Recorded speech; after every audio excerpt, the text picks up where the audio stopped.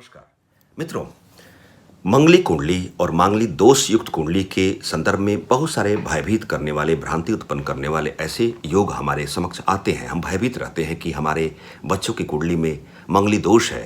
क्या वास्तविक रूप से दाम्पत्य बाधा का योग बना हुआ है? मित्रों, प्रथमतः आप यह जान लें कि आपके कुंडली में मंगल दोष है, मांगलिक दोष की व्याप्ति है, आपकी कुंडली मांगलिक है। इसका तात्पर्य यह नहीं है कि आपका दाम्पत्य जीवन बाधित ही रहना है। मित्रों, पहले तो आप जान लें कि मंगल दोष होता क्या है, आपकी कुंडली में मांगलिक योग कैसे बन जाते हैं। मित्रों, आपके जन्म कुंडली में आपको समझाने के प्रयास में, सपोज आपकी ये जन्म कुंडली है, आपके जन्म कुंडली में 12वें भाव, लग्न भाव, दूसरे भाव, चौथे भाव, सप्तम भाव और अष्टम भाव में मंगल की व्याप्ति होती है।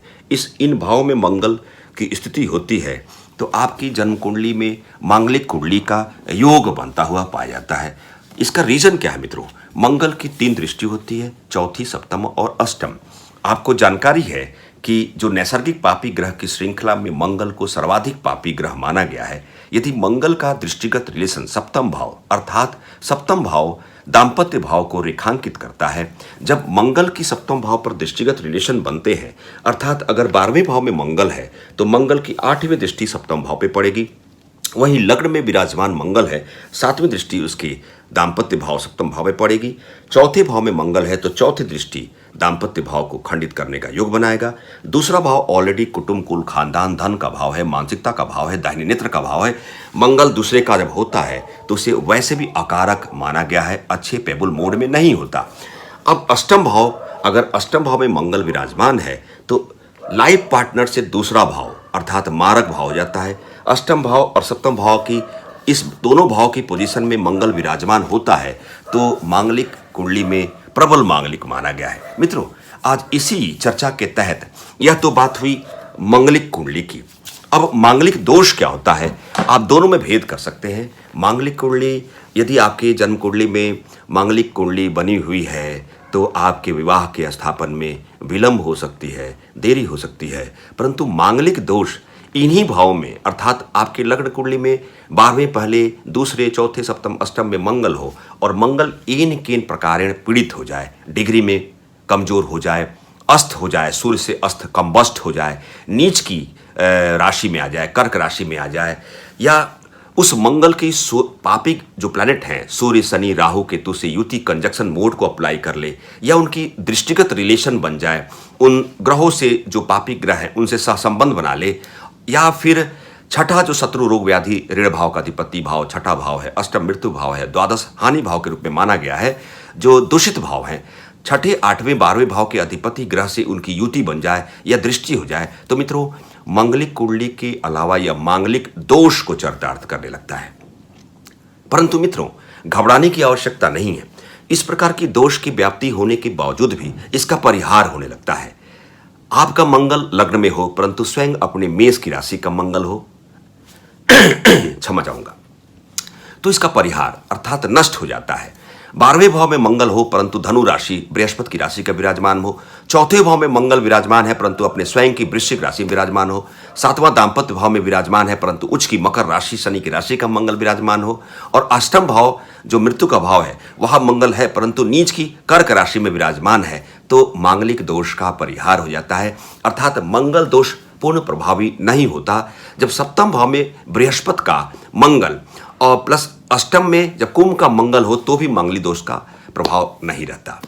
मित्रों, बृहस्पति और शुक्र, जहां बृहस्पति को शुभकारी ग्रह माना गया है वहीं शुक्र रति सुख और पुरुषार्थ का कारक माना गया है। दाम्पत्य जीवन का कारकत्व ग्रह शुक्र है, वहीं स्त्री जातक के लिए बृहस्पति ही पति है। अर्थात जब बृहस्पति शुक्र लग्न में होते हैं क्षमा चाहूंगा, या बृहस्पति शुक्र 7वें भाव में होते हैं और इसके साथ प्लस में और जोड़ लें मंगल वक्री हो या नीच का हो या अस्त हो जाए तो मित्रों मांगलिक दोष का परिहार हो जाता है। इसी प्रकार अगले क्रम में जब दूसरे भाव में जो कुटुंब, कुल, खानदान, स्वास्थ्य और धन का भाव है, पिता का स्वास्थ्य भाव माना गया है दूसरा भाव, दूसरे भाव में चंद्रमा हो या शुक्र हो और मंगल को जो है पूर्ण दृष्टि बृहस्पति के तहत अर्थात बृहस्पति की पूर्ण दृष्टि मंगल पर हो, मंगल को देखता हो बृहस्पति, तो मांगली दोष का परिहार हो जाता है। इसके अलावा भी जो केंद्र के भाव हैं, मंगल की जो भावगत स्थिति में मंगली दोष बन रहा हो, परंतु पहले, चौथे, सप्तम और दसम भाव में अथवा पंचम और नवम मूल त्रिकोण भाव में शुभत्व ग्रह विराजमान हो, केंद्र अर्थात मूल त्रिकोण भाव में पंचम नवम में शुभत्व ग्रह विराजमान हो और सातवें भाव का अधिपति अपने सप्तम भाव में विराजमान हो, तो मित्रों इस कंडीशन में भी आपके मंगली दोष का परिहार हो जाता है। मित्रों मंगल पहले भाव, 12वें भाव, दूसरे, चौथे, सप्तम, अष्टम में विराजमान है, परंतु यह मंगल अपने नियत राशि मंगल की स्वयं की वृश्चिक राशि में हो, उच्च की राशि मकर राशि में हो, या मित्र की राशि सिंह राशि, धनु राशि, या स्वयं बृहस्पति की मीन राशि का हो, तो मित्रों यह दोष को कम कर देता है। अब मित्रों सवाल उठता है कि आपकी बच्ची में मंगली दोष बना हुआ है या मांगलिक कुंडली है, तो आप उसके विवाह के स्थापन हेतु आप चिंतित रहते हैं कि हमारी बच्ची मंगली है। बिल्कुल कतई घबराना नहीं है। आपको कुछ चीज़ों पर ध्यान देना है। आपको कहीं जाने की, किसी एस्ट्रोलॉजर के पास जाने की आवश्यकता नहीं है। आप अपनी बच्ची की कुंडली का मिलान कैसे करेंगे? मंगल पहले, दूसरे, चौथे, सप्तम, अष्टम, 12वें भाव में है और आपके बच्चे की शादी के संदर्भ में जिस वर की तलाश में है, अगर वर की कुंडली में इन्हीं भाव में शनि विराजमान है, तो सुंदर तरीके से आप विवाह का स्थापन के संदर्भ में सोचें, चूंकि इसका दोष ऑलरेडी रिमूव वाली मोड में आ जाता है। यदि मंगल पहले, दूसरे, चौथे, सप्तम, अष्टम में विराजमान है और चंद्र लग्न और शुक्र से इसी संभाव में, अर्थात आपकी लग्न चार्ट में सपोज दैट चौथे भाव में मंगल है और चंद्र लग्न में भी चौथे का मंगल है या शुक्र से चौथे का मंगल है, तो मित्रों मंगल दोष प्रभाव विहीन हो जाता है। आपको चिंता करने की आवश्यकता नहीं है। आपकी जन्म कुंडली में केंद्र या मूल त्रिकोण भाव में शुभत्व ग्रह बैठे हों और सप्तम भाव जो दाम्पत्य भाव के रूप में रेखांकित करता है, सप्तम भाव का अधिपति प्लैनेट अगर सप्तम भाव में ऑलरेडी विराजमान है, तो आपको चिंता करने की आवश्यकता नहीं है। मंगल दोष का परिहार हो जा रहा है। दोनों कुंडली मंगली हो, अर्थात पहले, दूसरे, चौथे, सप्तम, अष्टम, द्वादश भाव में मंगल हो और आपकी बच्ची की कुंडली की बात कर रहा हूं सपोज दैट फॉर एग्जांपल, और होने वाले वर की तलाश में अगर इन्हीं किसी भाव में मंगल विराजमान है, तो सामान्यतः ऐसा देखा गया है, सामान्य स्तर का एक क्राइटेरिया है मिलान करने का कि मंगली दोष अगर हमारी बच्ची की कुंडली में है, होने वाले वर की कुंडली में मंगल दोष का निकलना लाजमी होता है, तो हम शादी तय कर देते हैं, अर्थात ऐसा दोष ऑलरेडी समाप्त हो जाता है। परंतु दोनों की कुंडली में होने वाले वर वधू की बात कर रहा हूं, दोनों ही कुंडली के समान भाव में मंगल विराजमान है मित्रों, तो कदापि विवाह न करें। इसका रीजन क्या है कि सामान्य भाव में अगर मंगल की भावगत स्थिति है, सपोज दैट सप्तम भाव में दोनों जातक की कुंडली में मंगल विराजमान है, ऑलरेडी दाम्पत्य भाव है सप्तम भाव, तो ऐसे कंडीशन में समान भाव में जब मंगल विराजमान होता है, जिस भावगत पोजीशन से मांगलिक दोष या मांगलिक कुंडली का निर्माण होता है, तो ऐसे कंडीशन में शादी नहीं करनी चाहिए। दोनों का मंगलिक होना और समान भाव से मंगलिक होना यह अच्छा नहीं माना गया है। दूसरी चीज़, अगर दोनों की कुंडली में मंगल 7वें भाव में विराजमान हो और दूसरे का अष्टम मृत्यु भाव में विराजमान हो, तो मित्रों तब भी विवाह का स्थापन बिल्कुल नहीं करना चाहिए, क्योंकि अष्टम भाव लाइफ पार्टनर का मृत्यु भाव के रूप में रिप्रेजेंट करता है और वैधव्य जीवन या पति विहीन जीवन की उस योग को निर्मिति का सबसे बड़ा रीज़न बनता है। तो आपको ध्यान देना है कि सेम भाव में मंगल विराजमान हो, होने वाले वर वधू की कुंडली में तो शादी नहीं करनी है। सप्तम अष्टम में अगर कुंडली में विराजमान मंगल की स्थिति हो तो भी शादी नहीं करनी है। और सवाल है कि शादी तब कैसे की जाए। आपकी बच्ची की कुंडली में सप्तम भाव में मंगल हो और अष्टम में मंगल हो तो क्या शादी करना ही नहीं है? ऐसा नहीं है मित्रों। आपको यह देखना है कि आपकी बच्ची की कुंडली में सप्तम भाव में या अष्टम भाव में आपके बच्चे या बच्चे की कुंडली में अगर मंगल विराजमान है, तो जन्म कुंडली में सप्तम और अष्टम का मंगल है तो कदापि नहीं करनी है।